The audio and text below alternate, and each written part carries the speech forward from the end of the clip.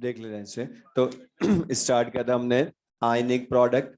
अच्छा, ionic product जो होता है वो सबको ध्यान है। अच्छा, आयनिक प्रोडक्ट यूज किसके लिए करते हैं?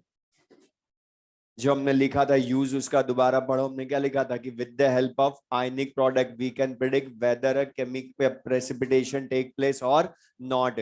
मतलब अच्छा था, आयनिक प्रोडक्ट अगर इक्वल्स टू केएसपी होगा तो प्रेसिपिटेशन होगा या नहीं होगा?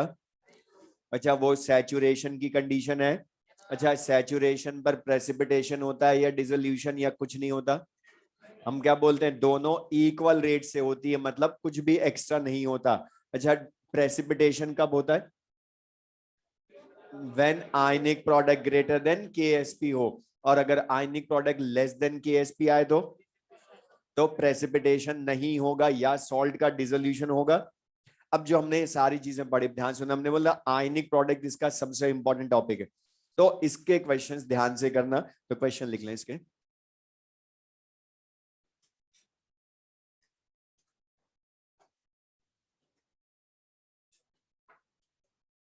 लिख लें, in a solution, in a solution, in a solution, board पर लिख लें, in a solution 10 raised to the power minus 6 m, in a solution 10 raised to the power minus 6 m Ag plus ions are present. In a solution 10 raised to the power minus 6 m Ag plus ions are present. Find अब इसमें 2 parts हैं question में। First concentration of chloride ion, concentration of chloride ion required to make, concentration of chloride ion required to make saturated solution of AgCl, required to make saturated solution of AgCl, required to make saturated solution of AgCl. Second part लिख लें, concentration of chloride ion, second concentration of chloride ion by which precipitation of AgCl will take place, by which precipitation of AgCl will take place, by which precipitation of AgCl will take place. अब इसमें एक चीज सुनना, अभी मैं जो बोल रहा हूँ इसे अगला क्वेश्चन तुम करना, इसमें जो प्रोसीजर बोलूं वो ध्यान सुनना इसमें बस। अच्छा, इस क्वेश्चन में पढ़ो, बोला है प्रेसिपिटेशन। अच्छा, एक चीज सुन लें, अभी जो कर रहे हैं उनको बोल रहा हूँ, अगला क्वेश्चन करना वो ज्यादा अच्छा होगा। लेकिन लैंग्वेज यहां मैं समझा रहा हूं इसमें कि क्वेश्चन में जब भी प्रेसिपिटेशन वर्ड लिखा हो तो ही या उसके जगह लिखा हो सैचुरेटेड सोल्यूशन या अनसैचुरेटेड या सुपर सैचुरेटेड, तो ही उसको आयनिक प्रोडक्ट का मानोगे। अब बता, यहां लिखा है और अगर प्रेसिपिटेशन वर्ड लिखा है तो वो ओनली आयनिक प्रोडक्ट का क्वेश्चन होगा। और जिसका प्रेसिपिटेशन बोले क्वेश्चन में, सबसे पहले प्रोसीजर बोल रहा हूं मैं, क्या कुछ भी लैंग्वेज में बदल दूं मैं, तो सबसे पहले जिसका प्रेसिपिटेशन बोले उसको आयंस में ब्रेक करके उसके आयनिक प्रोडक्ट का एक्सप्रेशन लिखना। और बता, Ag प्लस जब ब्रेक होगा AgCl तो 1 Ag plus ion 1 Cl minus in aqua solution देगा ना। और इसका आयनिक प्रोडक्ट लिखेंगे हम तो वो Q ही होता है, तो वो क्या होगा, cation into anion concentration raise to the power of their stoichiometric coefficient. और अभी दोनों 1 1 ही हैं, लेकिन मतलब 2 या 3 होते तो स्क्वायर क्यूब भी करते। तो सबसे पहले आयनिक प्रोडक्ट लिखना।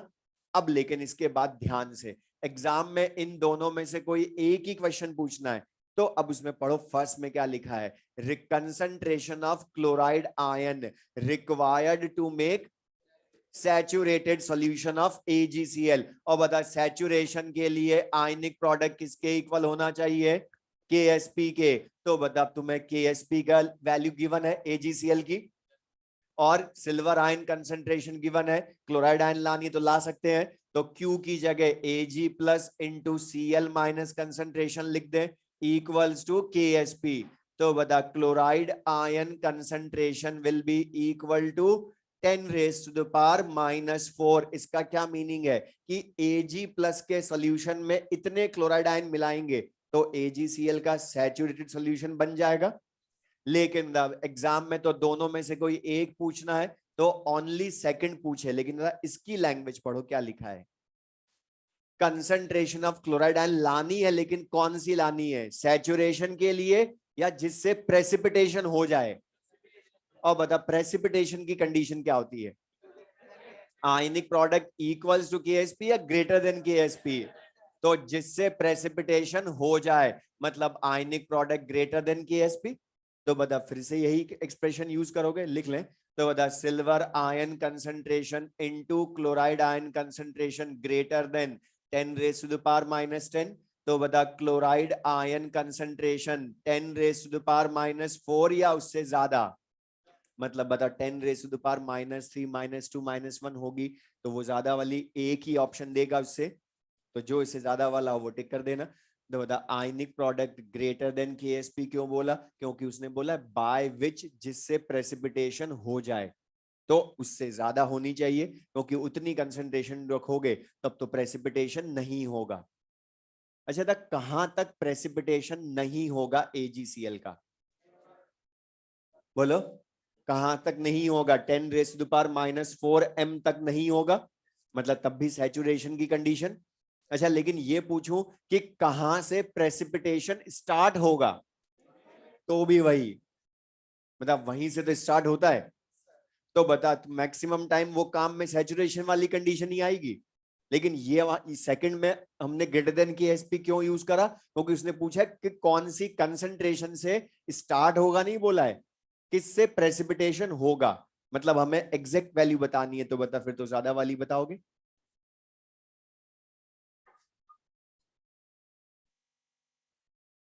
तो बस लैंग्वेज में हम थोड़ा थोड़ा चेंज करेंगे कि क्वेश्चन में बस चेक करना है कि प्रेसिपिटेशन हो रहा है, स्टार्ट हो रहा है, या कहां तक प्रेसिपिटेशन नहीं होगा। ये बस लैंग्वेज में ध्यान से पढ़ के कंडीशन कौन सी यूज करनी है, लेकिन प्रोसीजर एक, जिसका भी प्रेसिपिटेशन बोले चाहे तुम्हें क्वेश्चन पढ़कर समझ में भी ना आए कैसे होगा, तो भी बोल रहा हूं आयनिक प्रोडक्ट का एक्सप्रेशन लिखना, ये तुम्हारा क्वेश्चन हमेशा सॉल्व करवाएगा।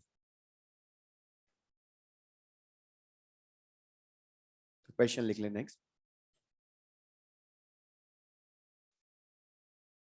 इन अ सॉल्यूशन,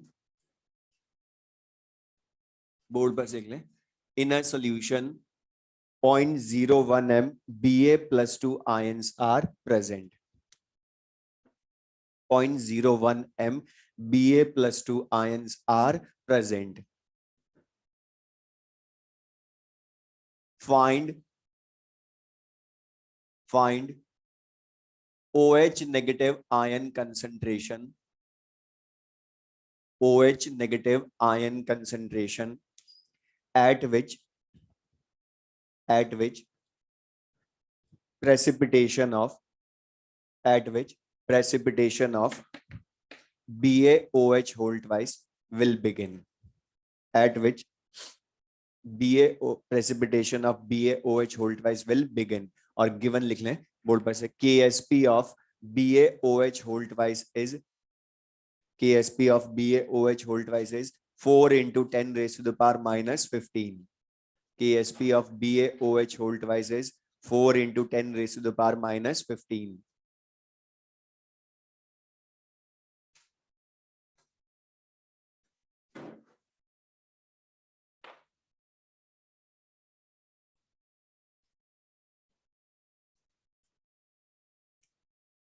जैसे अभी पहले वाला क्वेश्चन किया वैसे के वैसे पढ़ो।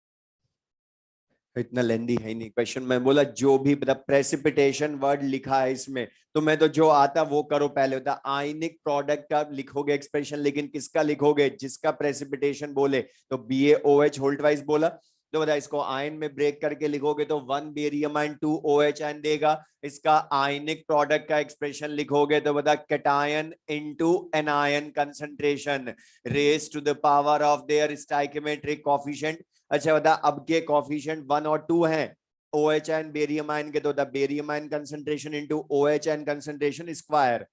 और इसमें एक चीज सुनना, सबसे बड़ी सिली मिस्टेक है ये पावर में लिखना भूलना कॉफिशिएंट, जो अभी कुछ भूल गए। तो बताइए जिन जो भूले वो ध्यान रखना ही है, इसलिए मैं बोला आयन में ब्रेक करके फिर लिखना आयनिक प्रोडक्ट। अब यहां बता उसने क्या लिखा है, मतलब कौन सी कंडीशन यूज करूं?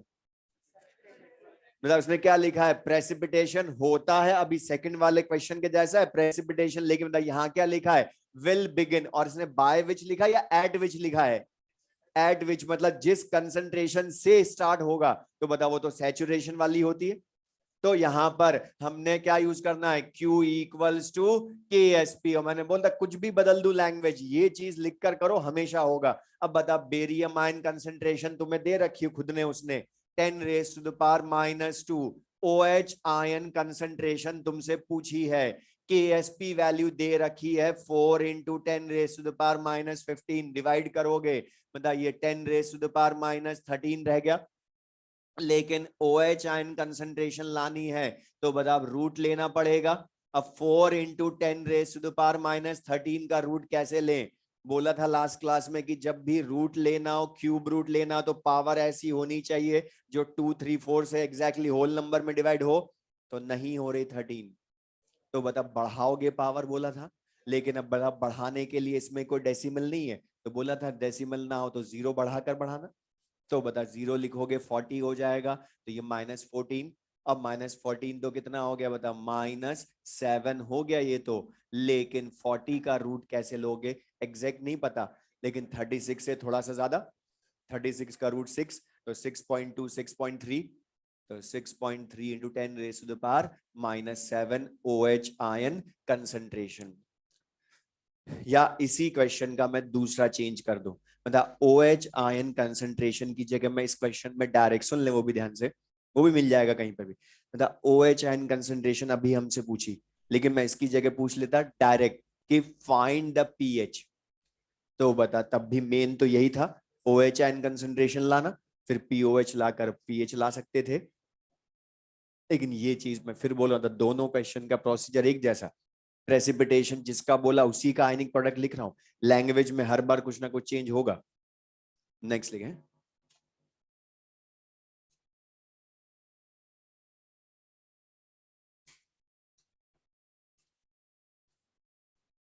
will a precipitate will a precipitate will a precipitate of will a precipitate of MgOH whole twice MgOH whole twice be formed be formed be formed from board बस देख लें, from 10 raised to the power -3 m be formed from 10 raised to the power -3 m MgNO3 whole twice solution MgNO3 whole twice solution if continuously में if its pH if its pH is adjusted to 9 if its pH is adjusted to 9 if its pH is adjusted to 9 और given लिख लें KSP of MgOH whole twice given KSP of MgOH whole twice is board पर लिख लें 1 into 10 raised to the power -12।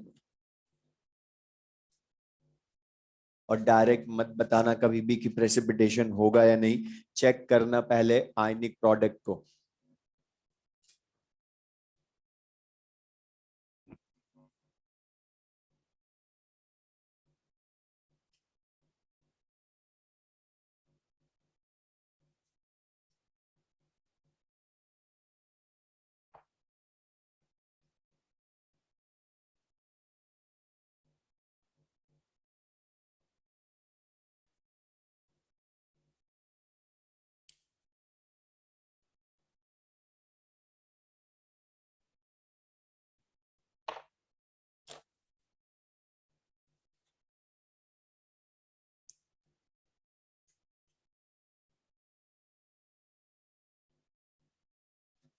अच्छा तब फिर से, अच्छा लेकिन लेकिन जो अभी हमने दोनों क्वेश्चंस किए और इस क्वेश्चन में डिफरेंस है, मतलब वहां पर हमें खुद बता रहा था कि प्रेसिपिटेशन करवाना है या नहीं करवाना है, यहां उसने पूछा है, लेकिन मेथड वही, क्योंकि आयनिक प्रोडक्ट का है तो सबसे पहले आयंस में ब्रेक करके आयनिक प्रोडक्ट का एक्सप्रेशन लिखो, वही मेथड, वो नहीं बदलना मैं। अब बता, आयनिक प्रोडक्ट का एक्सप्रेशन लिखा मैग्नीशियम हाइड्रोक्साइड के लिए, क्योंकि अब इसने दो दो सॉल्ट है क्वेश्चन में, दो दो इलेक्ट्रोलाइट, लेकिन बता जिसका केएसपी गिवन है, जिसका प्रेसिपिटेशन, उसी का लिखते हो आयनिक प्रोडक्ट।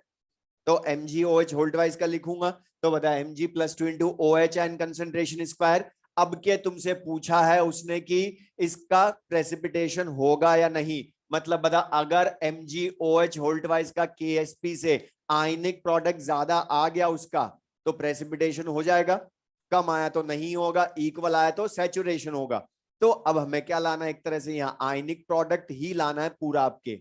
अब वो लाएं कैसे, तो बता हमें ये बता रहा है एक्सप्रेशन की मैग्नीशियम आयन कंसंट्रेशन चाहिए एक, तो दूसरा OH आयन कंसंट्रेशन चाहिए। तो अपने आप तुम्हें पीएच का यूज समझ में आया कि वो OH आयन कंसंट्रेशन लाओगे कहां से सॉल्यूशन में, कितनी है, मतलब पीएच का यूज एक ही होता है कि H+ या OH आयन लाना, और OH आयन मतलब पीएच से आती है POH से, तो बता POH कितनी हो जाएगी, 5 डायरेक्ट बोल दूं, 14 में से माइनस करोगे तो बता OH ion concentration will B 10⁻⁻⁵, तो OH आयन कंसंट्रेशन मिल गई।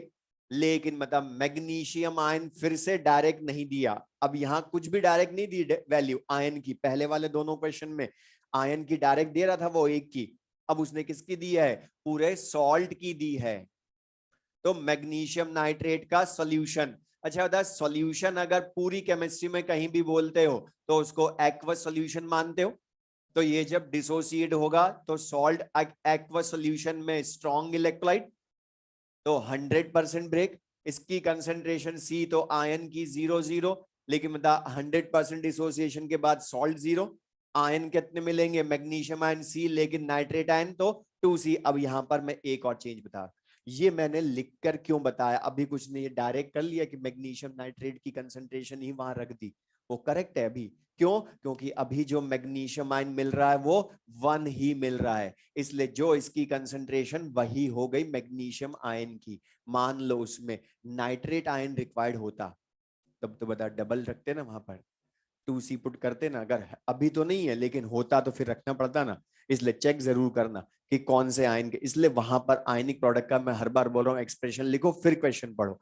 अब बता तुम्हें यहाँ पर Q की वैल्यू लाओगे तो मैग्नीशियम आयन 10⁻⁻³ OH आयन 10⁻⁻5, तो कितनी वैल्यू आ गई, 10⁻⁻13। अच्छा था ये KSP से ज्यादा या कम, क्योंकि वो 10⁻⁻12 है और ये -13 पावर में, तो लेस देन KSP, और लेस देन KSP में प्रेसिपिटेशन होगा या डिसोल्यूशन, डिसोल्यूशन मतलब no precipitation.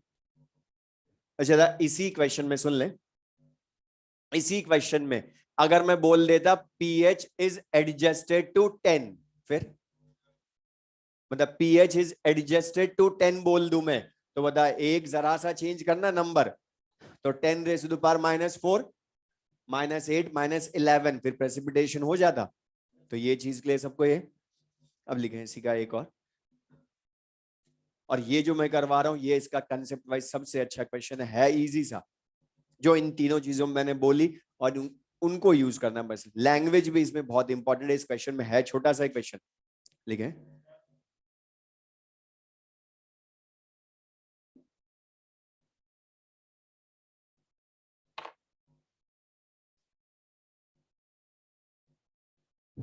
in a solution, in a solution 0.01 m, 0.01 m each of 0.01 m each of, board पर सीख लें, CrO4- 2 ions and Cl- ions are present, मतलब chromate ion and chloride ion दोनों की concentration दी है जो इन a solution present है, इन a solution 0.01 m each of CrO4- 2 ion and Cl- ions are present। in this solution, in this solution, in this solution, silver ions, Ag plus ions are gradually added, gradually added, gradually added, which will precipitate first, which will precipitate first, Ag2CrO4 or AgCl, which will precipitate first, Ag2CrO4 और AgCl। और board पर लिख लें given data उनके लिए, दोनों के KSP लिख लें, KSP of Ag2CrO4 and KSP of AgCl।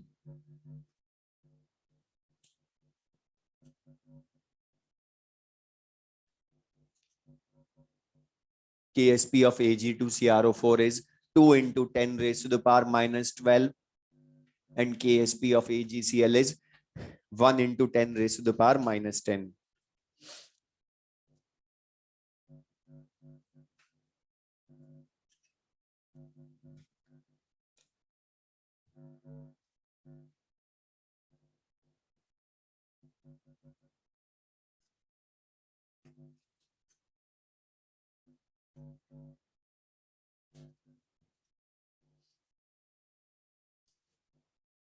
अब इसमें देख लेना से पहले इस क्वेश्चन का मीनिंग समझना, मतलब कंसेप्ट वाइज ये बहुत अच्छा है, लैंग्वेज भी इसकी बहुत अच्छी है। क्वेश्चन में यहाँ पर ध्यान से पहले तो मीनिंग समझो, इसने बोला क्या है कि in a solution CrO4 - 2 ion and chloride ions are present, और दोनों की कंसंट्रेशन कितनी है 0.01 m ईच। तो बता इन अ सॉल्यूशन ये दोनों प्रेजेंट हैं। अब तुम्हें बोला इसमें हमने सिल्वर आयंस ऐड किए, सिल्वर आयंस ऐड किए, लेकिन बता क्या लिखा है, एक साथ सारा सॉल्यूशन ऐड कर दिया सिल्वर आयन का या ग्रेजुअली एडेड। ये वर्ड्स जो लिखे इनका मीनिंग समझना, ग्रेजुअली एडेड मतलब एक साथ सारा सॉल्यूशन ऐड नहीं करा, धीरे धीरे ऐड कर रहे हैं।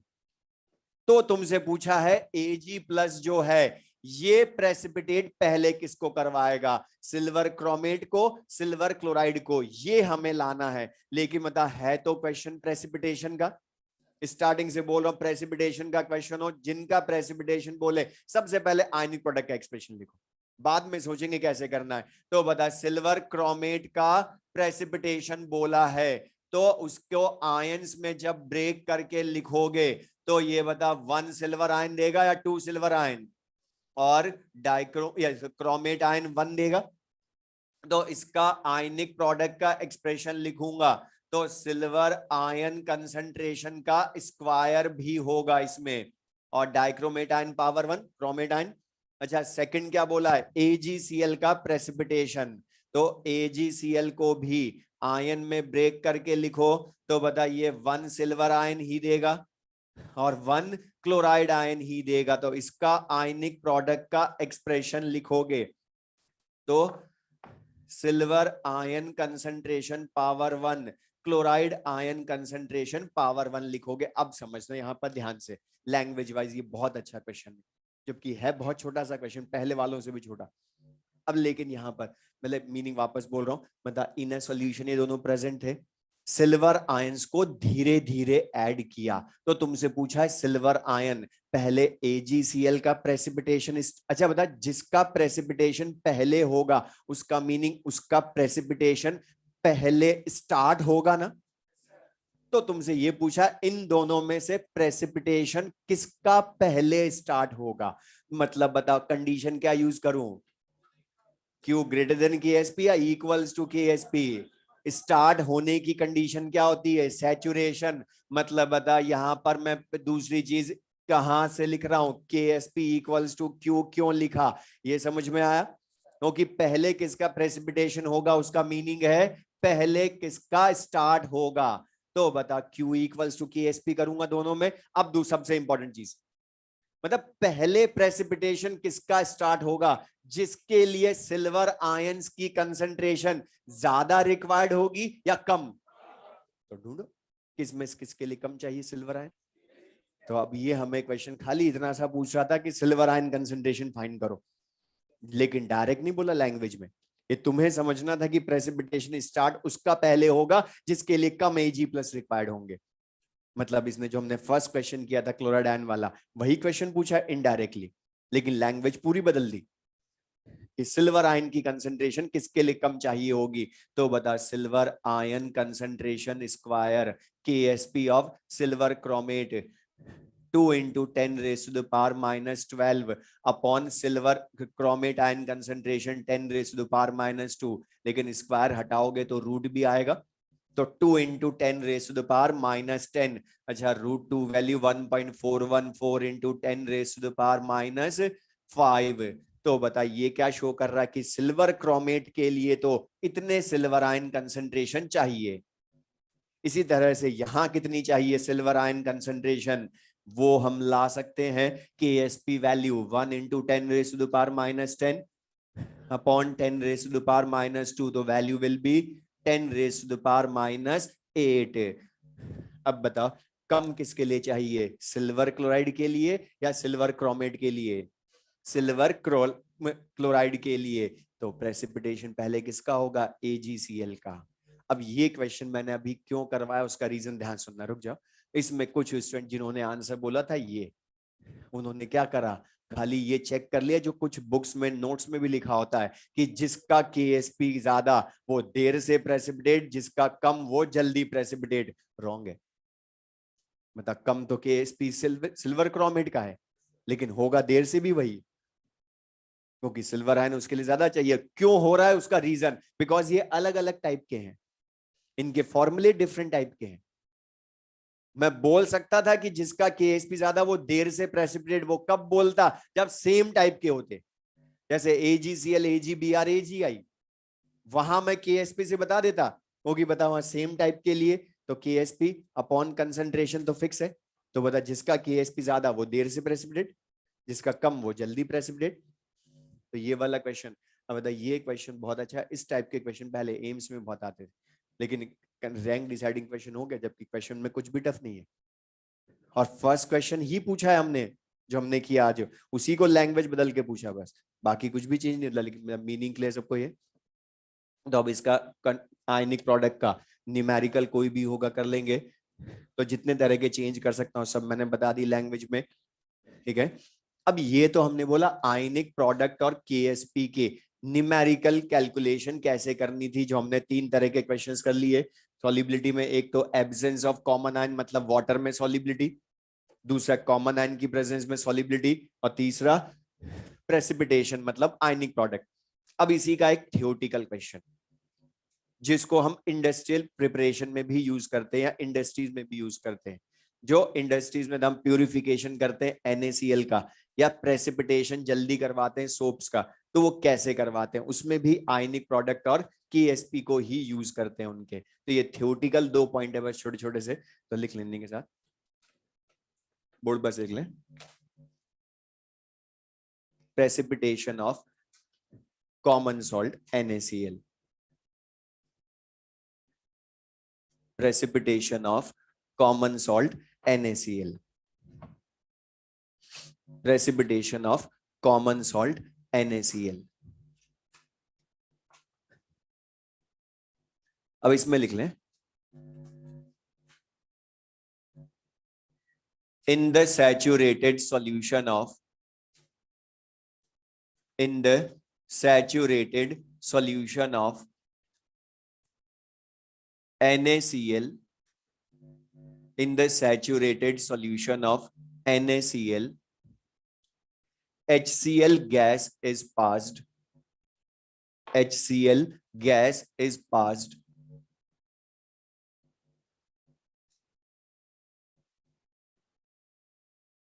for the to precipitate NaCl easily, to precipitate NaCl easily, to precipitate NaCl easily। अच्छा, HCl गैस पास करने से क्यों प्रेसिपिटेशन जल्दी हो जाता है, उसका रीजन वो पूछता है कि NaCl के। अच्छा, मतलब पहली चीज तो सैचुरेटेड सॉल्यूशन ऑफ NaCl बोला, तो इसका NaCl अनडिजोल्व सॉलिड अपने डिजोल्व आयंस के साथ इक्विलिब्रियम में होगा, लिख भी लें साथ में, और इक्विलिब्रियम होगा मतलब सैचुरेशन है, तो ionic product equals to KSP होगा 20 का। तो सोडियम और आयनिक प्रोडक्ट क्या बोलूंगा, sodium ion and chloride ion का मल्टीप्लीकेशन कंसंट्रेशन का equals to KSP of NaCl है अभी। अब मैं तुमसे पूछ रहा हूं रीजन बताओ, क्यों HCl गैस पास करने से प्रेसिपिटेशन, हाँ बोलो, very good, common ion effect, क्योंकि होता है HCl गैस जब वाटर में पास करेंगे तो एक्वा सॉल्यूशन बनाएगी, और एक्वा सॉल्यूशन में HCl इज स्ट्रॉन्ग एसिड, तो बताइए अपने आयंस में ब्रेक होगी H plus and Cl minus, और यहां पर बता क्या हो गया, common ion effect, chloride ion concentration उतनी रहेगी जितनी पहले थी, अब बढ़ गई तो बता इक्विलिब्रियम रहेगा या डिस्टर्ब, और किधर शिफ्ट, फॉरवर्ड या बैकवर्ड, बोलो बैकवर्ड, तो बता इस NaCl का प्रेसिपिटेशन जल्दी होगा ना। तो वो तुमसे ये क्वेश्चन पूछता है कि why HCl gas is passed through saturated solution of NaCl, तो रीजन क्या बोलेंगे, सिंपल सा, प्रेसिपिटेशन जल्दी करने के लिए, लेकिन वो लिखेगा नहीं ऑप्शन में। तो रीजन क्या, प्रेसिपिटेशन जल्दी हुआ क्यों, इसको मिलाने से, क्योंकि बता क्लोराइड आयन कंसंट्रेशन बढ़ गई तो उसका multiplication with sodium ion concentration, मतलब वो भी तो ज्यादा हो जाएगा ना KSP से। तो रीजन क्या हो गया, आयनिक प्रोडक्ट ग्रेटर देन KSP करने के लिए, लेकिन आयनिक प्रोडक्ट डायरेक्ट नहीं लिखेगा, वो लिखेगा sodium and chloride ion concentration का मल्टीप्लीकेशन ग्रेटर देन KSP करने के लिए। तो बात एक ही है।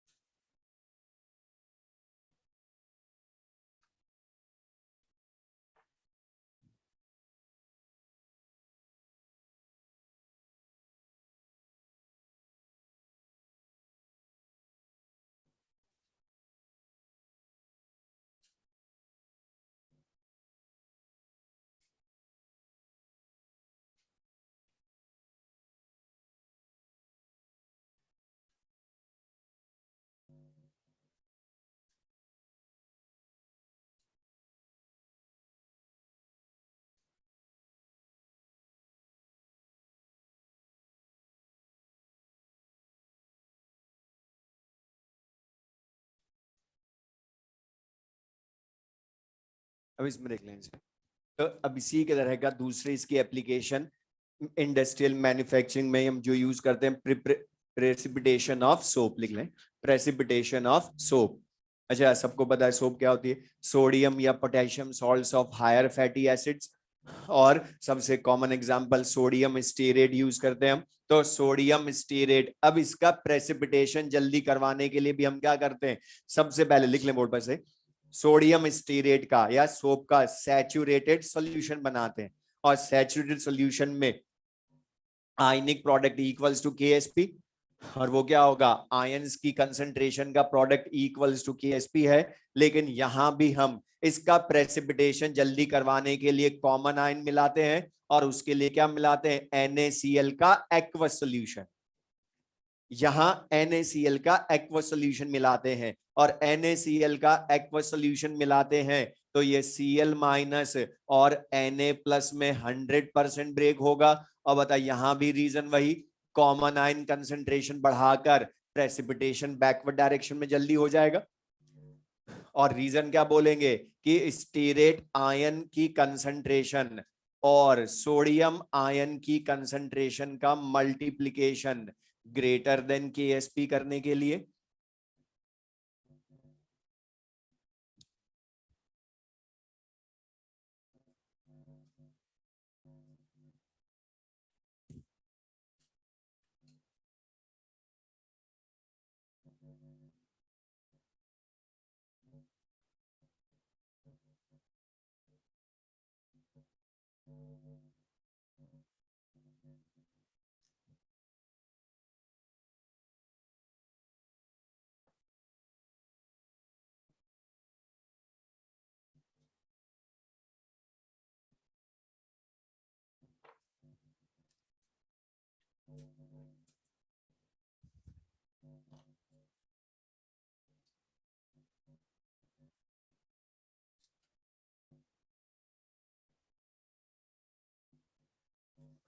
तो प्रेसिपिटेशन ऑफ सोप या प्रेसिपिटेशन ऑफ कॉमन सॉल्ट। अब ये तो हमने बोला सॉलिबिलिटी, तो अब एक जो सॉलिबिलिटी में हमारे जो मेन चीजें हैं वो हम ऑलरेडी पढ़ चुके थे। बोल रहा हूँ क्वेश्चन नंबर 48 से 84 तक कर सकते हो क्वेश्चन इसमें, और इसमें जो पहले वाले क्वेश्चंस दिए थे वो भी सबने कर लिए।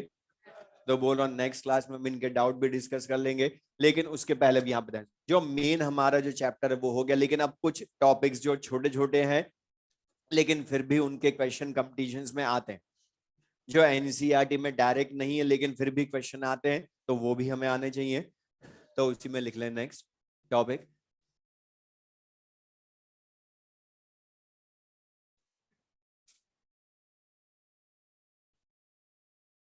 आइसोहाइड्रिक सॉल्यूशंस। लिख लें बोर्ड पर से, आइसोहाइड्रिक सॉल्यूशंस, आइसोहाइड्रिक सॉल्यूशंस,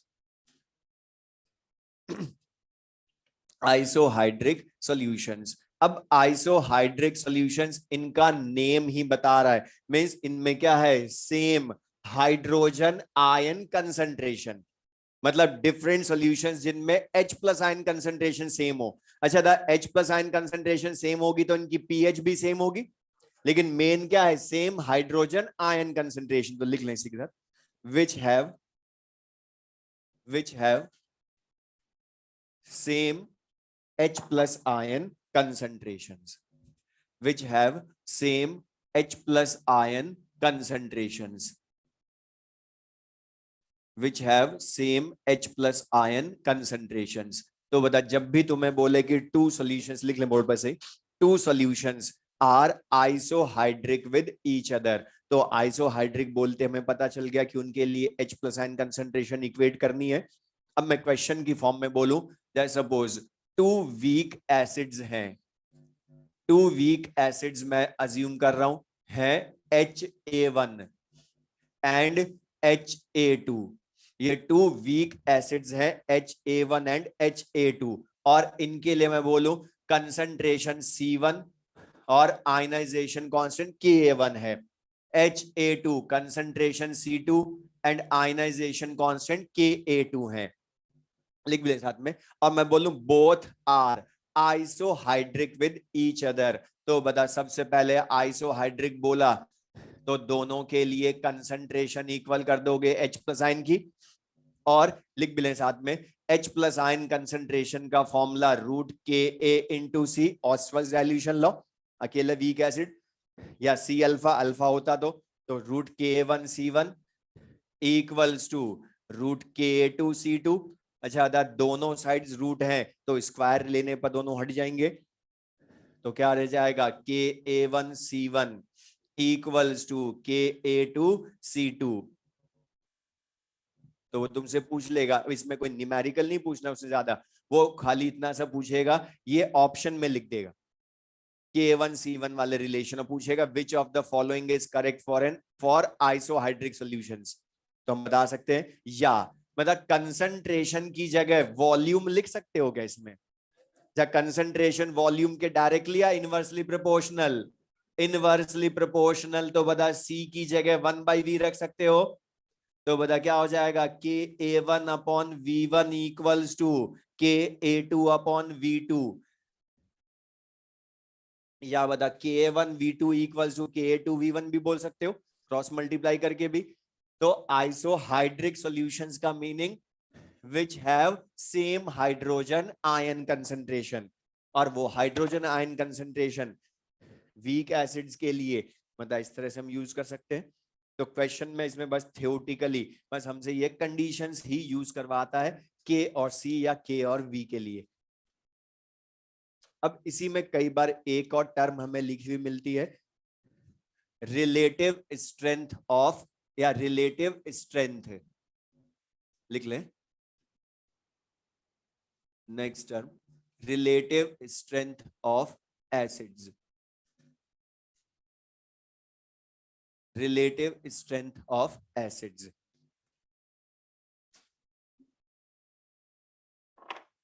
अब रिलेटिव स्ट्रेंथ का या स्ट्रेंथ का पहले मीनिंग, अच्छा हमने पढ़ा है, बता स्टार्टिंग में पढ़ा था फर्स्ट क्लास में, कोई भी एसिड हो उसकी स्ट्रेंथ का मतलब उसका एसिडिक नेचर ज्यादा है या कम है।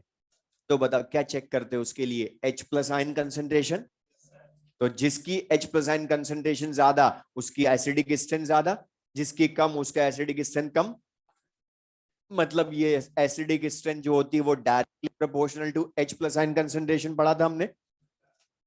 अब रिलेटिव स्ट्रेंथ का मतलब दो एसिड्स की H प्लस आयन कंसेंट्रेशन का कंपैरिजन करना कि कौन स्ट्रॉन्गर एसिड है कौन वीकर एसिड है। तो अब एग्जैक्टली कितने टाइम्स स्ट्रॉन्गर कितने टाइम्स वीकर है ये कौन बताता है, उनकी H प्लस आयन कंसेंट्रेशन का ratio.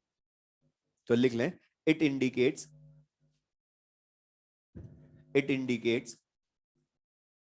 how many times it indicates how many times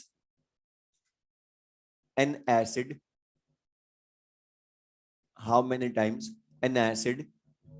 is stronger than the how many times an acid is stronger than the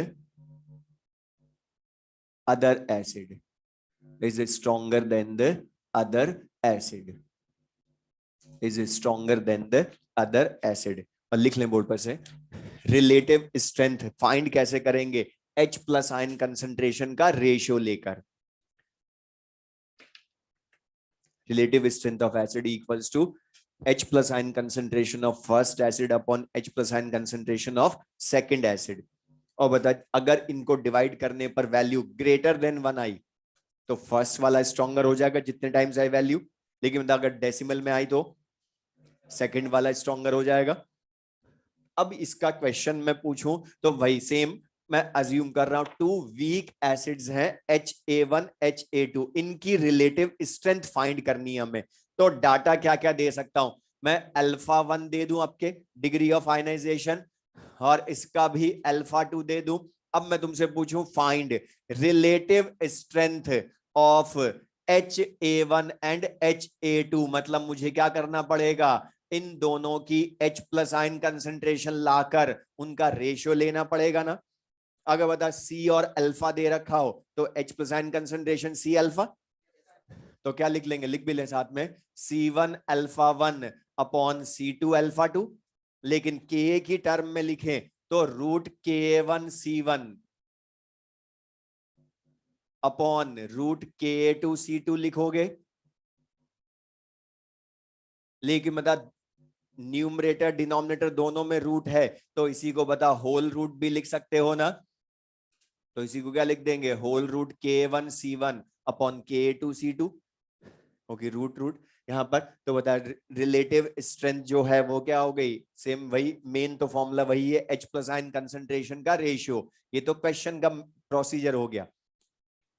अब इसी में कई बार वो एक चेंज कर देता है, हमें बोल देता है बोथ सॉल्यूशंस आर इक्विमोलर, और इक्विमोलर मतलब कंसेंट्रेशन दोनों की सेम, और दोनों की कंसेंट्रेशन सेम हो गई अगर, तो बता फिर रिलेटिव स्ट्रेंथ क्या रह जाएगी, ओनली अल्फा 1 अपॉन अल्फा 2 या रूट K1 अपॉन Ka2। तो रिलेटिव स्ट्रेंथ है वो अलग अलग क्वेश्चन हो गए, एक तरह से दो तरह के क्वेश्चन, कंसेंट्रेशन डिफरेंट हो वीक एसिड्स की तो अलग तरह से ला सकते हो, सेम हो तो उसी में C1 C2 इक्वल तो कट जाएंगी वो।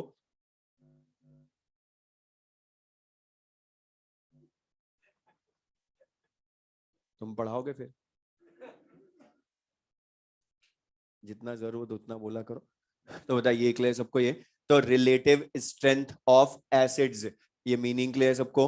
तो बता two weak acids HA1 HA2, तो रिलेटिव स्ट्रेंथ हमने जैसे फाइंड की तो बता सेम वैसे के वैसे बेसिस के लिए भी फाइंड कर सकते हो। लेकिन तब वहां H प्लस आयन कंसेंट्रेशन पर डिपेंड करती है OH आयन कंसेंट्रेशन पर। तो सेम वैसे बता वीक बेसिस हो या बेसिस हो तो relative strength H plus ion की जगह OH आयन कंसेंट्रेशन का रेशियो हो जाएगा, लिख लें। तो relative strength of bases OH ion concentrations का ratio, OH ion concentration of first base upon second base. अब एक ये जो न्यूमेरिकल वैसे ज्यादा मिलना है नहीं, क्वेश्चन इनमें से टॉपिक्स पर जिस पर मिलता अगर तो वो है इंडिकेटर।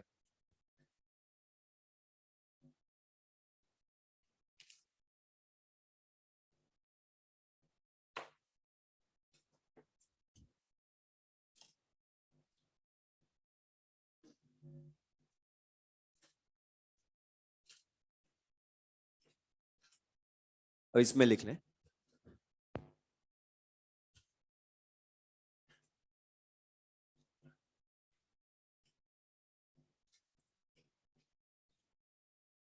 इसमें इंडिकेटर में लिख लें an indicator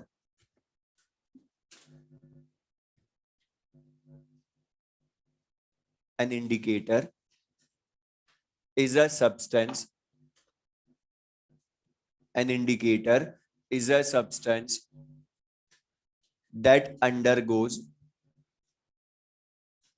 An indicator is a substance that undergoes change in its color. Change in its color to show end point of an acid base titration. To show end point of an acid base titration. Acid base titration. Next point लिख लें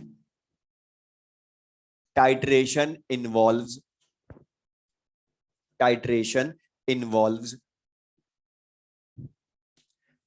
neutralization of acid and base. Neutralization of acid and base. Board पर देख लें इसमें। अब ये जो लिखा पॉइंट्स, पहले तो इंडिकेटर का यूज कहाँ करते हैं या कैसे हमने करना यूज, यहाँ टाइट्रेशन वर्ड जो बोला उसका मीनिंग क्या है। अच्छा, थ्योरेटिकली तो जब हम एसिड एंड बेस की रिएक्शन करवाते हैं, ध्यान सुनना, एसिड एंड बेस की रिएक्शन को थ्योरेटिकली हम बोलते हैं न्यूट्रलाइजेशन। लेकिन उसी न्यूट्रलाइजेशन को जब प्रैक्टिकल लैब में करते हैं तो उसका नेम ऑफ प्रोसेस हो जाता है टाइट्रेशन। तो ये ध्यान रखना है, ये न्यूट्रलाइजेशन ही, लेकिन प्रैक्टिकल लैब में या प्रैक्टिकली जब करते हैं तो न्यूट्रलाइजेशन को बोलते हैं टाइट्रेशन। अब एसिड एंड बेस की ये टाइट्रेशन तुमने कहां देखी होगी? अच्छा, प्रैक्टिकल फाइल बनाई थी, खरीदी थी? अगर खुद ने बनाई होगी तो पता होगा, नहीं तो मैं जो बोलूं वो मान लेना। तो सुन लेना इनसे, एसिड एंड बेस बता, तुमने अगर प्रैक्टिकल फाइल बनाई होगी या प्रैक्टिकल लैब में कभी गए होंगे तो वहां पर, या प्रैक्टिकल फाइल अगर बना खरीदी भी होगी तो भी अगर उसको खोल के देखा होगा उसमें क्या है, तो उसमें प्रैक्टिकल लिखे होंगे एसिड एंड बेस टाइट्रेशन के। तो वो उसमें इंडिकेटर यूज करते क्यों हैं वो पहले मैं बस बता, खाली सिंपल सा मीनिंग बता रहा हूं बस, जिससे हमें ये इंडिकेटर का यूज समझ में आएगा कि जो हम कर रहे हैं। इसमें हम लेते हैं, ध्यान से देखना, इसमें हम in a glass tube called burette, उसमें लेते हैं बेस का सॉल्यूशन, उसमें लेते हैं बेस का सॉल्यूशन। और कोनिकल फ्लास्क, उसमें लेते हैं हम मोस्टली एसिड ही, एसिड का सॉल्यूशन लेते हैं। और इस एसिड की नॉर्मेलिटी एंड वॉल्यूम हमें दोनों नोन होते हैं। और इसमें मोस्टली प्रैक्टिकल लैब में जब करते हैं प्रैक्टिकली, तो ये वॉल्यूम इस एसिड के सॉल्यूशन को स्टैंडर्ड सॉल्यूशन बोलते हैं, और उसमें इसका वॉल्यूम V1 लेते हैं 25 मिलीलीटर, खाली बस वो ध्यान रखना है। तो N1 इसका वॉल्यूम, इसका V1 नोन होता है। बेस इसमें ऐड करते हैं धीरे धीरे, ग्रेजुअली ऐड करते हैं धीरे धीरे, एक साथ सारा ऐड नहीं करते हैं, वो भी रीजन बताएंगे अभी आगे।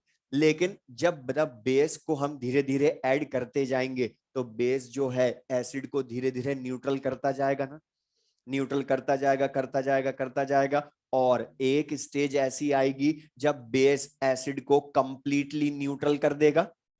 तो हमें पता भी तो चलना चाहिए ना कि वो एंड पॉइंट आ गया। जब कंप्लीटली न्यूट्रल कर देते हैं तो उस पॉइंट को क्या बोलते हैं? And point of titration. लेकिन वो एंड पॉइंट हमें इंडिकेट कौन करता है प्रैक्टिकली? इंडिकेटर। इंडिकेट करने में काम आते हैं वो सब्सटेंस, इसलिए नाम क्या रखा है? इंडिकेटर। लेकिन ये इंडिकेटर हम मिलाते किस में है? ये हम मिलाते हैं फ्लास्क में, और बहुत थोड़ा सा अमाउंट ही रिक्वायर्ड होता है इसका, और इसको टाइट्रेशन के पहले ही हम मिला देते हैं एसिड के सॉल्यूशन में। और सबसे ज्यादा इंडिकेटर जो हमारे सिलेबस में वो दो ही है, फिनोफ्थलीन एंड मिथाइल ऑरेंज।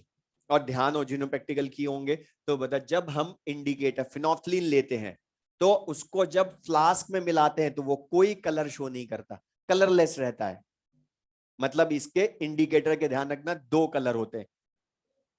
एक, जब वो एसिड सॉल्यूशन में रखा तो एक कलर होता है, जब बेस मिलाते जाएंगे तो जब एंड पॉइंट आएगा, मतलब एसिड को बेस कंप्लीटली न्यूट्रल कर देगा, उस टाइम पर वो अपने दूसरे कलर में कन्वर्ट होता है।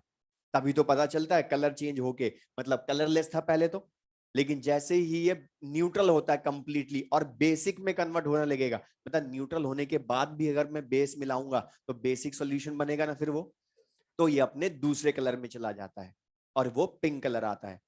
तो जहां से पिंक कलर फॉर्मेशन स्टार्ट होती है फिनोफ्थलीन की, उसको क्या बोलते हैं, एंड पॉइंट ऑफ टाइट्रेशन। तो ये एंड पॉइंट में हमने ये लिखा कि इंडिकेटर अपना कलर चेंज शो करके इंडिकेट करता है एंड पॉइंट ऑफ टाइट्रेशन। अच्छा मुझे एक चीज बताओ, जब एंड पॉइंट ऑफ टाइट्रेशन आएगा तो सपोज बेस का हमने उस टाइम तक V2 वॉल्यूम मिला दिया, V2 वॉल्यूम हमने मिक्स कर दिया, और वो तुमसे पूछेगा प्रैक्टिकली इसकी नॉर्मेलिटी कितनी है बेस सॉल्यूशन की। तो टाइट्रेशन ही क्यों बोला न्यूट्रलाइजेशन को यहां, क्योंकि टाइट्रेशन का मतलब है neutralization plus calculation of normality of base solution, दोनों चीजें होती है, इसलिए नाम क्या रखा उसका, टाइट्रेशन हमने।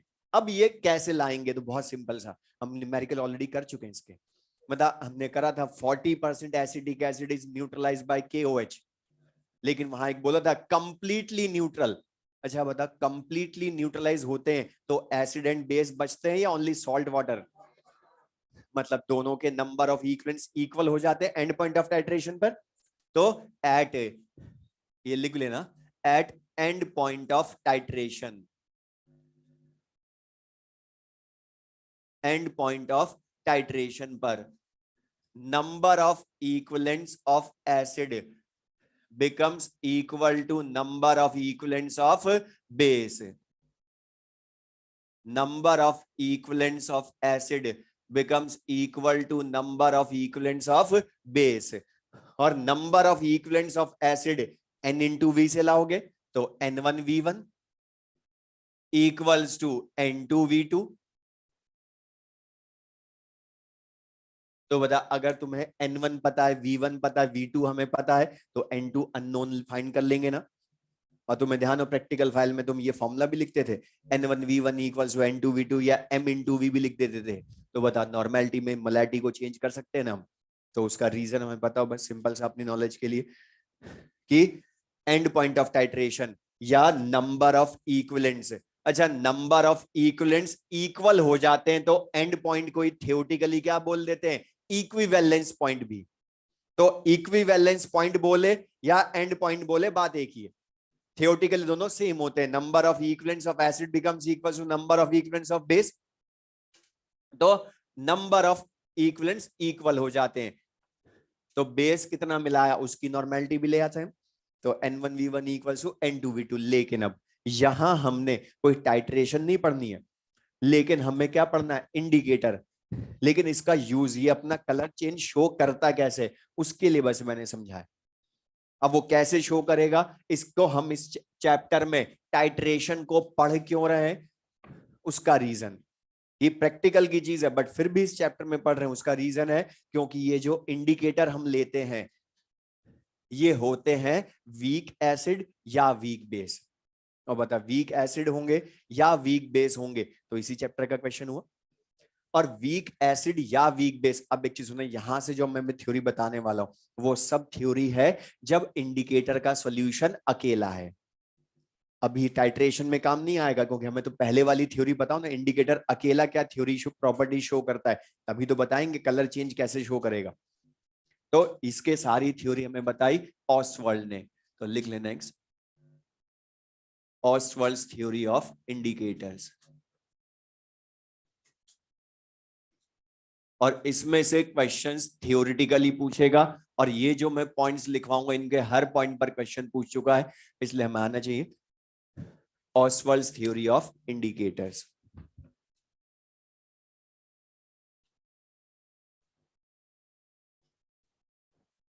ऑसवाल्ड्स थ्योरी ऑफ इंडिकेटर्स, और इसमें लिख लें first point, according to this theory, according to this theory,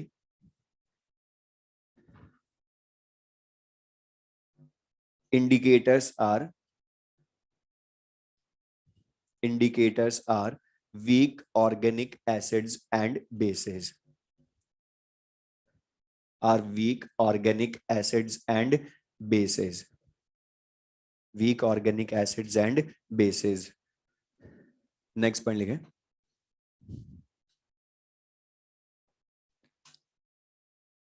an indicator has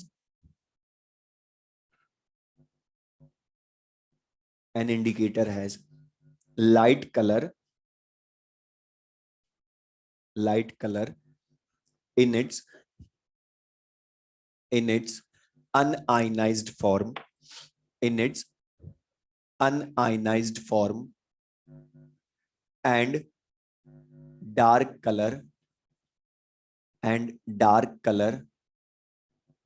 in its ionized form, in its ionized form. Next point लिख लें, an indicator has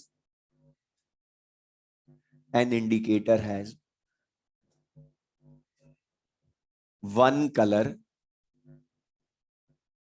an indicator has one color in acidic medium, one color in acidic medium, and a different color in basic medium,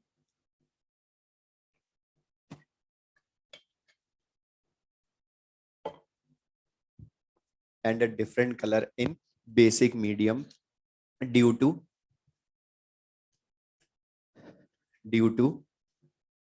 common and odd ion effects, due to common and odd ion effects, due to common and odd ion effects. अब ये जो सारे points लिखे board पर देख लें, इनको समझना ध्यान से, और ये सिंपल सी थ्योरी, इसकी बहुत टफ नहीं।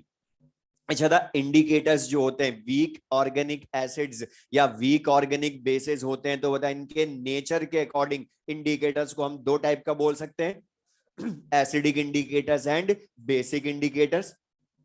और लेकिन मतलब हमने क्या लिखा, ये होते क्या है, ऑर्गेनिक कंपाउंड्स होते हैं, लेकिन इनके जो, ध्यान सुना, सारे इंडिकेटर्स जो हम पढ़ते हैं, methyl orange, methyl red, phenol red, phenolphthalein, इन सब के एक्चुअल फॉर्मूले बहुत बड़े होते हैं, तो हम सबको यहां लिख नहीं सकते, इसलिए हम उनको शॉर्ट में लिखते हैं। जनरल एसिडिक इंडिकेटर को हम शॉर्ट में लिखते हैं HIN, IN for indicator, H for acid, और HIN अगर कहीं लिखा हुआ मिल जाए तो मतलब उसने बता दिया इनडायरेक्टली कि वो एसिडिक इंडिकेटर है।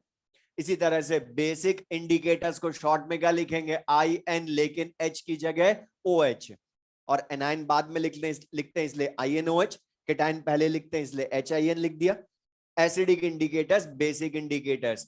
अब इनके जो हमारे सिलेबस में या जो क्वेश्चन जिस पर पूछता है, वो मेनली पूछता है फिनोफ्थलीन एंड मिथाइल ऑरेंज। अब फिनोफ्थलीन जो है ये एसिडिक इंडिकेटर होता है, और मिथाइल ऑरेंज ये बेसिक इंडिकेटर होता है।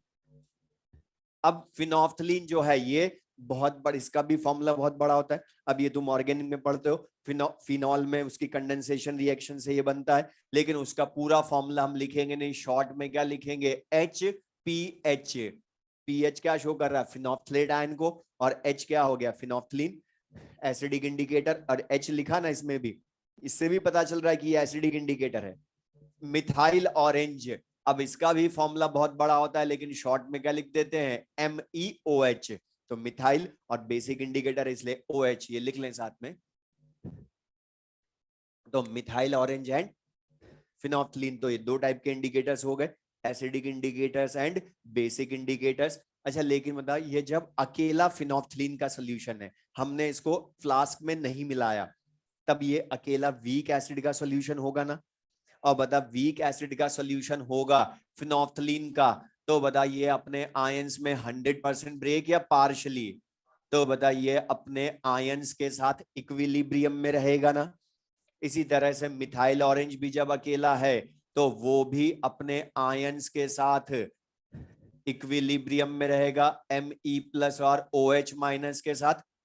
और बता H+ दिख रहा है तो ये एसिडिक इंडिकेटर, OH आयन दिख रहा है इसलिए बेसिक इंडिकेटर। अब हमने यहाँ पर ध्यान सुनना, हमने बोला ना इंडिकेटर दो कलर शो करते हैं। अब वो दो कलर कैसे शो करते हैं, वो अपनी अनआयनाइज्ड स्टेट में अलग कलर शो करते हैं, और फिनोल्फथलीन अनआयनाइज्ड स्टेट में कलरलेस होता है, जबकि उसकी आयनाइज्ड स्टेट में वो पिंक कलर्ड होता है। तो अनआयनाइज्ड स्टेट में कलरलेस फिनोल्फथलीन, ये हमें याद रखने, क्वेश्चन इस पर पूछेगा। तो फिर लिख लें, फिनोल्फथलीन कलरलेस, आयनाइज्ड स्टेट में पिंक कलर्ड। मिथाइल ऑरेंज भी अनआयनाइज्ड स्टेट में येलो कलर्ड होता है, और आयनाइज्ड स्टेट में रेडिश ऑरेंज होता है। हम लिखते हैं मिथाइल ऑरेंज, लेकिन एग्जैक्टली इसका कलर ऑरेंज नहीं होता, ना रेड होता है, रेडिश ऑरेंज होता है। तो मिथाइल ऑरेंज। तो यहां पर अब एक हमने जो सेकंड पॉइंट लिखा कि every indicator has light colour in its un-ionised state, वो चेक करो। फिनोल्फथलीन अनआयनाइज्ड स्टेट में कलरलेस, जबकि आयनाइज्ड स्टेट में पिंक कलर। और बता कलरलेस से तो कोई भी कलर डार्क ही होता है, तो फिनोल्फथलीन जो है आयनाइज्ड स्टेट में डार्क कलर में, अनआयनाइज्ड स्टेट में लाइट कलर में। यहां भी येलो को रेड से कंपेयर करो, तो reddish orange dark colour, yellow light colour, तो ये क्लियर सबको। अब लेकिन क्वेश्चन जो थर्ड पॉइंट लिखा उस पर आता है, लेकिन बोर्ड पर देखो, उसमें जो हम पढ़ चुके हैं पहले उसी के अकॉर्डिंग तुम बताना। आज भी हमने ऐसे क्वेश्चन किए, तो मैं तुमसे बोलूं अगर फिनोल्फथलीन को एसिडिक मीडियम में मिलाते हैं, तो पहली चीज तो बता, एसिडिक मीडियम मतलब एसिडिक सॉल्यूशन में मिला रहे हो, तो बता एसिडिक सॉल्यूशन में कौन से आयन की कंसंट्रेशन ज्यादा, OH आयन की या H+ आयन की। तो मैं तुमसे क्वेश्चन पूछूंगा फिनोल्फथलीन का, in acidic medium, in acidic medium कौन सा कलर होता है, पिंक या कलरलेस। तो बता कौन सा होगा, एसिडिक मीडियम में भी H+ आयन, फिनोल्फथलीन खुद भी एसिडिक, तो बता यहां क्या हो गया, common ion, H+ common ion हो गए ना। और कॉमन आयन कंसंट्रेशन बढ़ेगी तो बता ये इक्विलिब्रियम किधर जाएगा, बैकवर्ड, और बैकवर्ड गया तो पिंक कलर मिलेगा या कलरलेस। इसीलिए तो बता फ्लास्क में जब एसिड लेते हैं तो कलरलेस ही मिलता है ना पहले, तो उसका रीजन कॉमन आयन इफेक्ट। तो कॉमन आयन इफेक्ट की वजह से एसिडिक मीडियम में ये क्या शो करता है, कलर कलरलेस शो करता है। तो कॉमन आयन इफेक्ट की वजह से एसिडिक मीडियम में ये क्या शो करता है, कलर, कोई कलर शो ही नहीं करता, कलरलेस। लेकिन बता इसी को अगर हम बेसिक मीडियम में मिला दें या बेस की कंसंट्रेशन ज्यादा कर दें, तो बता बेसिक मीडियम में मिलाएंगे तो फिर तो उसमें OH आयन कंसंट्रेशन ज्यादा होगी, और OH आयन कंसंट्रेशन ज्यादा हुई तो बता फिनोल्फथलीन तो अभी भी एसिडिक इंडिकेटर ही है, तो बता अब इनमें कॉमन आयन या ऑड आयन इफेक्ट होगा, क्योंकि बता H+ और OH आयन तो ऑड आयन होते हैं ना। अब बता जब बेसिक मीडियम में फिनोल्फथलीन को मिलाएंगे तो H+ आयन कंसंट्रेशन कम कर देगा या फिनोल्फथलीन के इक्विलिब्रियम की, तो बता किधर शिफ्ट होगा इक्विलिब्रियम, बैकवर्ड या फॉरवर्ड, फॉरवर्ड। और बता फिर क्या कलर मिलेगा, पिंक कलर मिलेगा। लेकिन रीजन क्या होगा इसका, कॉमन आयन या ऑड आयन इफेक्ट है, ऑड आयन इफेक्ट। तो हमने ये लिखा है थर्ड पॉइंट कि इन एसिडिक मीडियम ये अपने एक कलर में होते, लेकिन बेसिक मीडियम में अपने दूसरे कलर में चले जाते। तभी तो बता न्यूट्रल होता है, और थोड़ा सा बेस ज्यादा मिलाते हो तो बेसिक का मीडियम हो गया ना फिर उस टाइम, तो बता वो अपने कलर को चेंज कर लेता है, कलरलेस से पिंक। वो भी समझ में आया कलर चेंज करता कैसे है। और हमने लिखा ना due to common ion effect या ऑड आयन इफेक्ट करता चेंज, तो कॉमन आयन इफेक्ट या ऑड आयन इफेक्ट ही हुआ।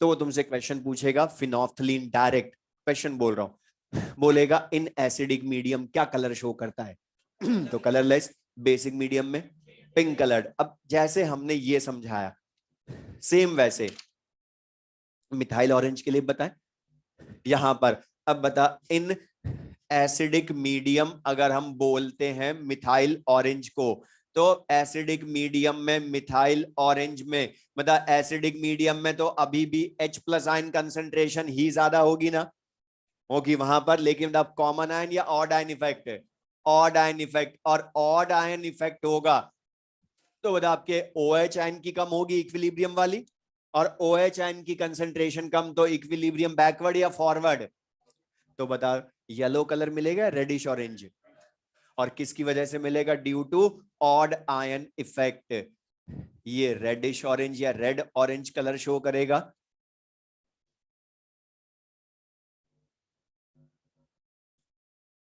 लेकिन अगर इसी को इन बेसिक मीडियम मिलाएंगे,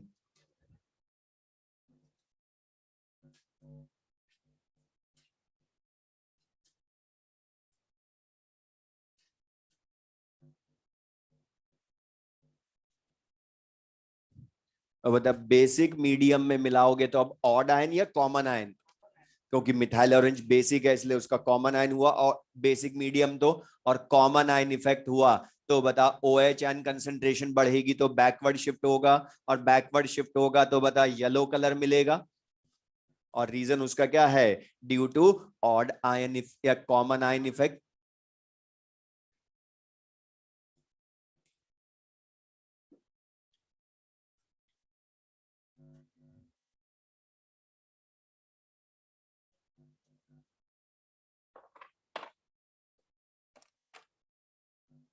अब यहां पर एक शॉर्ट में एक पॉइंट बोल रहा हूं जो याद रखने में हेल्प कर सकता है, कि यहां पर क्वेश्चन में फिनोल्फथलीन या मिथाइल ऑरेंज दोनों में से कोई भी इंडिकेटर हो, उसके हमें अनआयनाइज्ड और आयनाइज्ड स्टेट वाले कलर याद होंगे तो हम बता सकते हैं, और इनका नेचर एसिडिक है बेसिक है वो ध्यान है तो।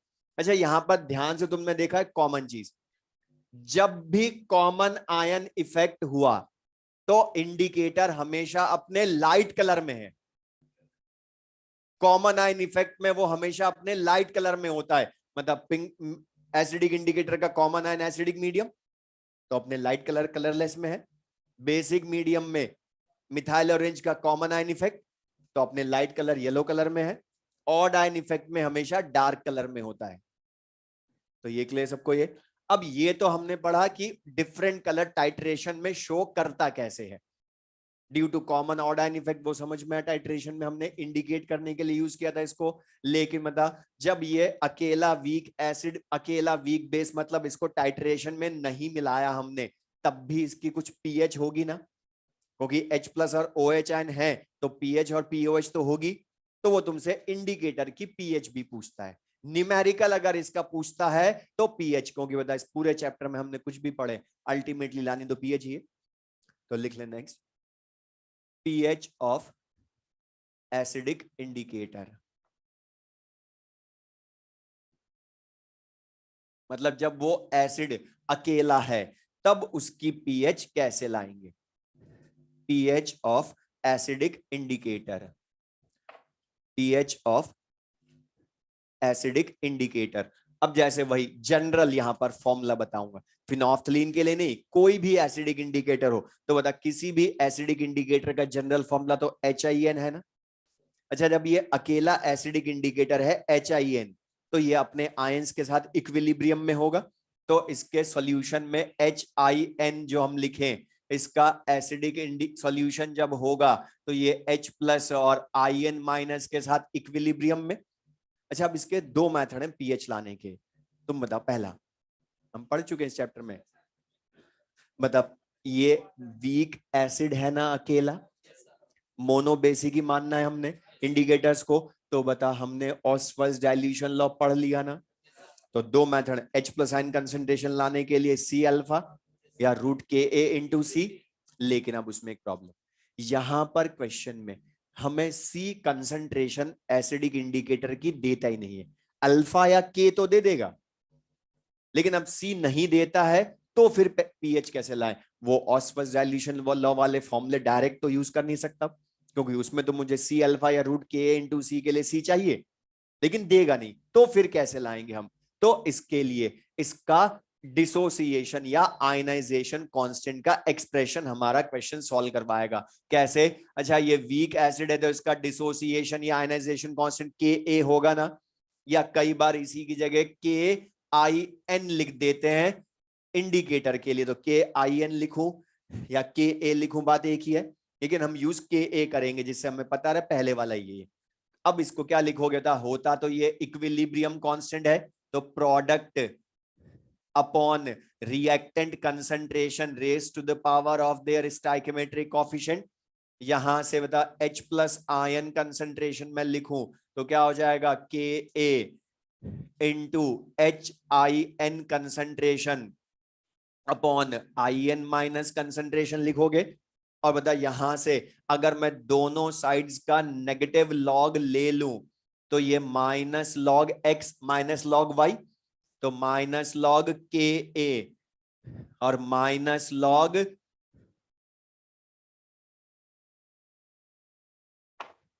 H I N concentration upon I N minus concentration. अच्छा बता, minus log H plus ion concentration क्या है? पीएच। माइनस लॉग के ए क्या है? पी के ए। अच्छा, इस माइनस लॉग को प्लस लॉग में बदल सकते हो क्या? कैसे? लॉग वैल्यू इनवर्स कर दे, तो लॉग वैल्यू इनवर्स करोगे तो I N minus upon H I N concentration हो जाएगा। यही फॉर्मूला हमें डायरेक्ट यूज करना। क्वेश्चन सुन लो साथ में, पहले क्वेश्चन बोल रहा हूं फिर मैं आगे उसको करवा दूंगा। क्वेश्चन में अब बिना सी के तुमसे पीएच कैसे वो लाएगा, क्वेश्चन में पूछेगा इंडिकेटर की। जैसे मैं क्वेश्चन बोलूं, a certain acidic indicator has pK या के वैल्यू कुछ भी दे दे, और बोलेगा acidic indicator exist 40% in its ionized form। 40% in its ionized form मतलब बताओ आयन माइनस में 40% है, तो बता डिसोसिएशन 40% ही हुआ ना, तो बता रिमेनिंग वो कितना होगा? 60, तो बता 40/60। या अगर सी देता क्यों नहीं है इसमें? क्योंकि जरूरत ही नहीं है सी की। अगर बता मैं दे भी दूं इनिशियल कंसेंट्रेशन उस वीक एसिड की, तो बता सी का 40% बनेगा ना, तो सी का 60% रेशियो में सी कैंसिल, तो बताओ आयंस की परसेंटेज ही रख देना यहां डायरेक्ट। क्वेश्चन सिंपल सा, लिख लो।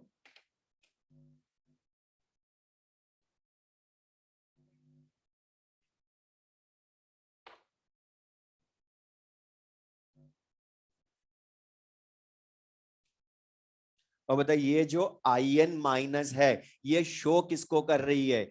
आयनाइज्ड फॉर्म की कंसंट्रेशन को शो कर रही है ना, आयनाइज्ड फॉर्म कंसंट्रेशन। अच्छा, एच आई एन किसको शो कर रही है? अनआयनाइज्ड फॉर्म कंसंट्रेशन को। तो pH equals to p K a plus log ionized form concentration upon unionized form concentration भी बोल सकते हो। अब लेकिन ये जो फॉर्मूला है, अच्छा ये जो फॉर्मूला हमने पढ़ा, इस तरह का हमने कोई दूसरा फॉर्मूला पढ़ा है क्या जिससे तुम्हें रटने की जरूरत नहीं पड़ेगी फॉर्मूले? बोलो। बफर, एसिडिक बफर का फॉर्मूला ऑलमोस्ट ऐसा था, लेकिन ये बफर नहीं है वैसे का वैसा फॉर्मूला। क्यों बोल रहा हूं? क्योंकि यहां देखो ध्यान से, एच आई एन, सुन ले पूरी चीज पहले। एच आई एन मतलब ये वीक एसिड है ना, आई एन माइनस इसी का कॉन्जुगेट बेस है। लेकिन ये बफर क्यों नहीं बोलूंगा ना, कुछ को लगता है कि ये conjugate base upon weak acid तो हो गया ना, बफर का फॉर्मूला आ गया ना, यही तो होता है। लेकिन मतलब वहां वीक एसिड और उसका कॉन्जुगेट बेस सेपरेटली मिक्स किए थे, वो मिक्स्ड बफर थे, तो दोनों को अलग अलग मिक्स किया था। जबकि बताइए आई एन माइनस हमने अलग से मिक्स किया या इसी वीक एसिड ने दिया है? तो ये बफर नहीं है, ये मिक्स बफर होना हुआ। लेकिन फॉर्मूला याद रखने के लिए इजी है कि एसिडिक बफर का आता है तो वही फॉर्मूला यूज कर लेना, बस बफर मत बोलना। तो ये क्लियर है। अब जैसे हमने बता एसिडिक बफर के लिए फाइंड किया पीएच का फॉर्मूला, तो मुझे लेकिन बता बेसिक इंडिकेटर में पीएच का फॉर्मूला आएगा या पीओएच का? ओके, यहाँ INOH।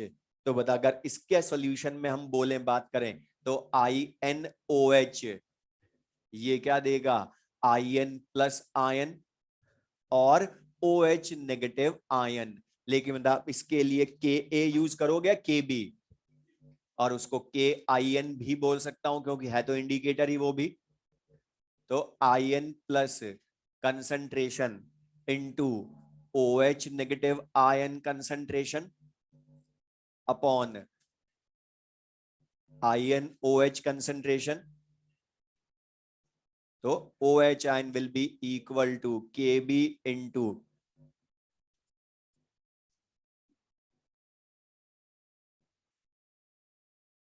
अच्छा था, डायरेक्ट लिख दूं POH का फॉर्मूला, नेगेटिव लॉग लोगे, लेकिन यहां पर भी PH की जगह ध्यान रखोगे POH equals to PKB plus log, और प्लस लॉग लिखते ही ये IN प्लस ऊपर चला जाएगा अपॉन INOH डिनोमिनेटर में आ जाएगा।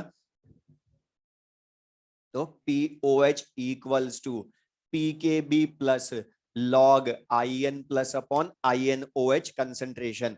अच्छा था, ये IN प्लस यहां भी यही फॉर्मूला आया है, लॉग में सेम है दोनों के पीएच के फॉर्मूले या पीओएच में, मतलब वो IN प्लस फिर से आयनाइज्ड फॉर्म है ना उसकी, और INOH क्या है उसकी? अनआयनाइज्ड फॉर्म, मतलब लॉग में तो सेम। और बता, एसिडिक इंडिकेटर का पीएच का फॉर्मूला पता है तो बेसिक इंडिकेटर का भी बता सकते हो, बस पीएच की जगह पीओएच कर लेना, पीके की जगह पीकेबी, बाकी तो वही है। Log ionized form concentration upon unionized form concentration.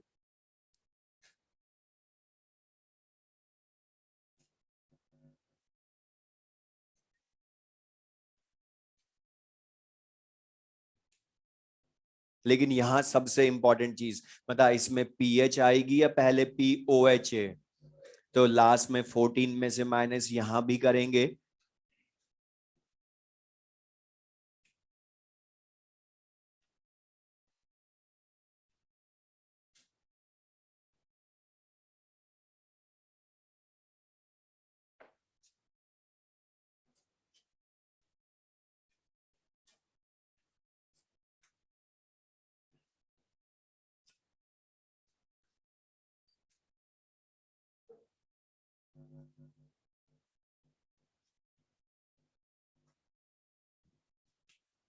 अब ये तो हमने बोला पीएच या pOH of acidic and basic indicator. तो pH equals to pK plus log ionized upon unionized form concentration, लेकिन बेसिक इंडिकेटर में pOH equals to pKb plus log ionized upon unionized form concentration. तो इनका use कर लेंगे। अब जैसे तो हमने जो बफर के लिए फॉर्मूले थे वो याद है एसिडिक बेसिक के, तो बता वही सब हमें इंडिकेटर में भी यूज करना है। तो बता, वहां भी तुमने फिर बता पीएच पीओएच लाने के बाद उनकी पीएच रेंज पड़ी थी ना बफर की, कि कब बफर की तरह काम करेगा कब बफर की तरह काम नहीं करेगा। सेम वही चीज यहां भी, कि इंडिकेटर की तरह ये कब काम करेंगे वीक एसिड वीक बेस, कब नहीं करेंगे वो भी तो पता हमें, क्योंकि हर इंडिकेटर हर टाइट्रेशन में काम नहीं आता है। तो पहले क्वेश्चन सुन ले, इसका पहले हेडिंग लिख लो, फिर मैं बता रहा हूं मीनिंग इसका। PH range of indicators, pH range of indicators. अब इसका मीनिंग क्या है वो पहले सुन लें। पीएच रेंज हम पढ़ क्यों रहे हैं, प्रैक्टिकली इसका यूज। अच्छा बता, हम एसिड बेस टाइट्रेशन करवाएंगे ना, तो एसिड एंड बेस स्ट्रॉन्ग भी होंगे वीक भी होंगे। तो ये ध्यान सुन लें, कोई भी इंडिकेटर हम सारी टाइट्रेशंस में काम में नहीं ले सकते हैं, हर इंडिकेटर स्पेसिफिक होता है। कौन सी टाइट्रेशन में इंडिकेटर काम आएगा, कौन सी टाइट्रेशन में वो काम में नहीं ले सकते, वो डिसाइड करती है उसकी पीएच रेंज। या वो सिंपली बोलूं तो इंडिकेटर की तरह वर्क कब करेगा टाइट्रेशन में, कब नहीं करेगा, वो हमें पता हो। तो सेम वैसे बताओ जैसे वहां पढ़ा था, मतलब वहां क्या बोलते थे कि बफर कब बनेगा कब नहीं बनेगा, उसके लिए क्या बोला था, सॉल्ट और वीक एसिड या सॉल्ट और वीक बेस की कंसंट्रेशन का रेशियो 0.1 to 10 के बीच में आना चाहिए, और वो प्रैक्टिकली डिटरमाइंड था। यहां भी वही आएगा, इन दोनों का रेशियो, आयनाइज्ड और अनआयनाइज्ड फॉर्म कंसंट्रेशन का रेशियो 0.1 to 10 के बीच में ही आना चाहिए। प्रैक्टिकली डिटरमाइंड, वो डाटा याद रखना है। तो अब लेकिन ये पीएच रेंज फॉर लिख लें एसिडिक इंडिकेटर्स, अगर हम बोलते हैं फॉर एसिडिक इंडिकेटर्स, तो बता इसमें क्या देखोगे, ionized upon unionized form concentration, तो I N minus concentration upon H I N concentration, इसकी वैल्यू मिनिमम होनी चाहिए 0.1 और मैक्सिमम होनी चाहिए 10 के बीच में ही। तो मिनिमम 0.1 और मैक्सिमम 10, मतलब किसी टाइट्रेशन में आयनाइज्ड और अनआयनाइज्ड फॉर्म का कंसंट्रेशन का रेशियो 0.1 से 10 के बीच में आता है तो वो इंडिकेटर उस टाइट्रेशन में काम आएगा, अदरवाइज नहीं आएगा काम में। अब तुम ही बता दो कि इसकी पीएच रेंज क्या होगी, अभी डायरेक्ट बता सकते हो। बता मिनिमम 0.1 मतलब log 1/10, तो बता पी के ए -1 और मैक्सिमम 10 रखूं तो पी के +1 डायरेक्ट लिख दूं पीएच रेंज। तो बता पीएच रेंज ये हम जो पढ़ चुके हैं बफर के, हमने बोला फॉर्मूले उसके याद है, तो इसकी पीएच रेंज सब चीजें याद है हमें, और इसमें पीएच का फॉर्मूला होता है, इसलिए पीएच रेंज पी के ए +-1 बोल सकते हो। तो एसिडिक इंडिकेटर के लिए, और सेम ऐसे कैसे बता बेसिक इंडिकेटर के लिए भी बता सकते हो, लेकिन मतलब बेसिक इंडिकेटर में पीएच रेंज होगी या पीओएच रेंज होगी, और वहां पर क्या होगा आईएन प्लस और ओएच, आईएन ओएच, मतलब फिर से वही आयनाइज्ड और अनआयनाइज्ड फॉर्म का रेशियो वही 0.1 to 10 होगा।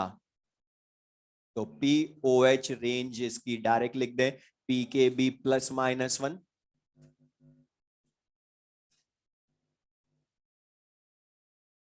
ठीक है, बाकी इसमें थोड़े से पॉइंट्स बचे हैं वो हम नेक्स्ट क्लास में पढ़ लेंगे।